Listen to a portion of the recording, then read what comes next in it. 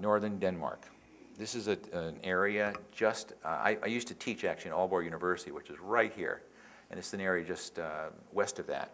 This is a particular town called Tisted, and Tisted is actually, not town, it's a community, it's like a region, has various small villages and communities within it, but it is becoming 100% energy independent, using wind, using biomass from the waste from animals and other things to be able to supply all the energy needs of the region itself. This is just one example of how the Danish government in general is looking at this policy as to what they need to do. They basically have said that they're going to be energy independent at a certain period of time. They're literally almost halfway there, using primarily wind turbines throughout the entire country. How many of you have seen wind turbines? And where do you see them? Ultimate Pass, I don't know, Temecula, anybody go to Temecula? Palm Springs? You ever see one up here off of the Candlestick Park? No? Anyone see one in the Bay? No? How about next to Stanford University? No? Why not? Ask yourself that question. Why don't we see wind turbines used in urban areas which have a lot of wind, or on hillsides that have it? Part of it is, and I won't go to the cast of characters, in part of our country, for example, off of Cape Cod, there were a number of people who did not want to see wind turbines in the water off the Cape. I used to go there every summer as a child, you know, on vacation. Believe me, a wind turbine is not going to show up on your radar screen, even in your home, you know, from the Cape, or from where you're living, by the coast. The point I'm trying to make is that in Denmark, and in Holland, and in Germany, and other parts of Europe, you see wind not on clusters and farms, but actually in communities. And if you get a chance to drive around or visit that part of the world sometime, you'll see a lot of that. You'll also see them if you land at the Copenhagen airport. There's a dozen wind turbines right off the airport as you land in an airplane. So you'll see them in areas that we don't normally see in the United States. Now, how long have they been there? 15, 20 years. Have we missed something in the United States? I think so. And what we've got to do is learn from these things and actually, you know, advance our thoughts about it. This is one idea that I think is useful for a lot of you, and this is actually coming on the Japanese third industrial revolution. The Japanese have been very active in developing hydrogen fuel cell cars. This is actually a refueling station in Torrance, California, where Honda has this is the first generation. They've got more current cars now. They're using hydrogen fuel cells. And it's an example, to be honest with everybody, of hybrid technology. Here's an example of hybrid technology. Sailboat and engine, right? The other part of it is that this is also electrolyzed renewable energy from solar panels here, and then it goes through a system here providing hydrogen for the vehicles. This whole thing is an example of what I refer to as the third industrial revolution and a paradigm change. And I'm not going to go through a lot of details here, but just run through this very quickly. And I did notice some people from academics here who might be interested in this. This is actually a paradigm change that we've instituted at the LA Community College District in Southern California. 9 campuses looking at some of these elements here that we actually had started about 5 years ago. And you can see some of these elements correspond directly with what the third industrial revolution is about. The renewable energy, 1 megawatt or more of power, the efficiency in terms of central plants for power systems, but also the thing I want to point out is the need for a sustainable curriculum. While colleges and universities are suffering in California, where they're increasing in interest is in the area of sustainability, or what some people refer to as the green economy, and we are seeing greater enrollments in that area. This is just an example of one of the things that we've done with the colleges, is look at a college campus and done an analysis of each of the campuses in terms of where you may see renewable energy systems put in place. Yeah, this is actually at Southwest Campus in Los Angeles. This is the 105 freeway to the airport, and these are wind turbines. So in other words, you may see urban wind turbines in Los Angeles. Now, friends, you're all from Silicon Valley. Shouldn't you see them here first? I'm not joking. I mean, come on. We need to see something that's very dramatic. But on the other hand, the time has come to be able to do some of this. And this is actually what is in the planning stage in Los Angeles. This is the heat tube I mentioned. This is a technology coming from China.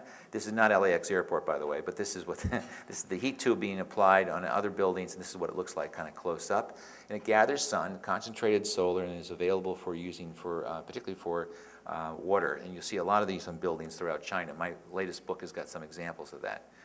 This is also what we need to do, and be mindful of the fact the third industrial revolution is that, you know, every time we're keeping our computers on day and night, or our email we don't turn off and the rest of it, we are actually using power. And that power is draining our system and also what our needs are. And as most of you know, today we have more energy needs than ever before because of all the electronics that we have in our cars, but also at our homes. This is an example of what efficient buildings can look like, and this is the reason I show this is because when you have more efficiency in buildings themselves, for example, at 10 o'clock at night, the custodians are turning off the lights rather than 5 floors all lit up as they're cleaning one floor and the other 5 floors are lit. We don't need to do that. We need to be mindful of that. If we can save our energy use, we're also going to be able to be more efficient in what we're using it for. This is an example of one of the college campuses in Los Angeles. This is a solar system that's being put on a parking lot. These other red areas are also systems. The entire campus has a demand of between 4 and 5 megawatts of power, which is quite a bit. It's about 50 buildings on the campus. At the moment, we're seeing this amount of solar being applied will actually offset that demand for the campus. That, along with storage devices, makes the campus energy independent, which is one of the goals that we have in LA. Again, part of the third industrial revolution. This is wind turbines of various applications and sizes, and I want to show you the other example of that. This is hybrid technology. Yeah, I may have shown this slide the last time that I was here, or a variation of this, but this is really, what year is that again? 1903. And that's, any of you have seen a recent film called Fuel? If you haven't, you might check that out. It actually talks about where it's a documentary. It really talks about where fuel came from and why we got stuck, if you will, on using fossil fuels in vehicles over the last decade or century. And it's a very interesting historical thing. One tidbit in that film I thought was very intriguing was Henry Ford was actually a farmer, and he originally started making biofuels for his cars for fuel. And then he got persuaded by the oil and gas industry, no, he needed to use combustion engine and get away from that in terms of what he wanted to do. So that's an interesting historical fact, which I hadn't really known before, but there are other things in the film that are intriguing. But the fact of the matter is, these cars are now back. And they're going to be back more and more as we see them, as a transition to what we'll see in the future in terms of fuel for vehicles. This I think I may have mentioned the last time. This is actually part of the technology that those of you who do have a Prius see, called regenerative braking. And the regenerative braking was actually started and developed at the Lawrence Livermore National Lab and U.S. Department of Energy in the mid-1990s. I was actually part of the team there that was trying to commercialize the technology at the time, and went to Detroit. And I mention this now because Detroit really regrets having rejected in the mid-90s regenerative braking. Ford, Chrysler, GM all said no. Toyota said, count me in. Because remember, first right of refusal for our legal folks in the audience went to the American firms under the policy at that time, which was called PNGV, the Partnership in New Generation Vehicles under the Clinton administration, and the American companies had first right of refusal. When they refused, boom, it went to whoever was out there.